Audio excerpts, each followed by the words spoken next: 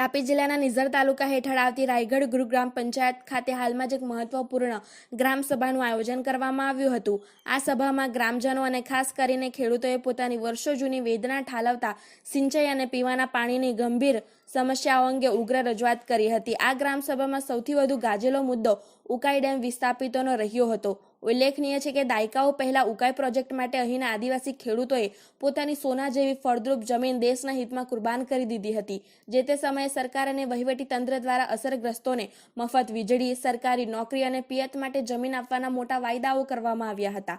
પરંતુ દુઃખની વાત એ છે કે આટલા વર્ષો વીત્યા છતાં આદિવાસી ટ્રાઇબલ એરિયામાં ન તો મફત વીજળી મળી છે, ન તો નોકરી કે સિંચાઈની પૂરતી વ્યવસ્થા કરવામાં આવી છે। દેવામાં ડૂબેલા જગતના તાતે આખરે આત્મહત્યાની ચીમકી ઉચ્ચારી હોય તેવું જોવા મળી રહ્યું છે।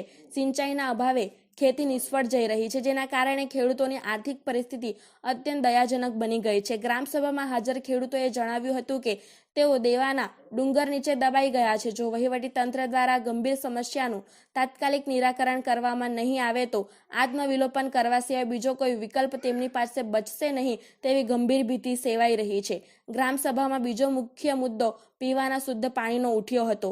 તાપી નદીનું ફિલ્ટર થયેલું પાણી ગ્રામજનોને ખાસ કરીને મહિલાઓને મળી રહે તે માટે પાણી પુરવઠા વિભાગ દ્વારા લાખોના ખર્ચે પ્રોજેક્ટ તૈયાર કરવામાં આવ્યો હતો।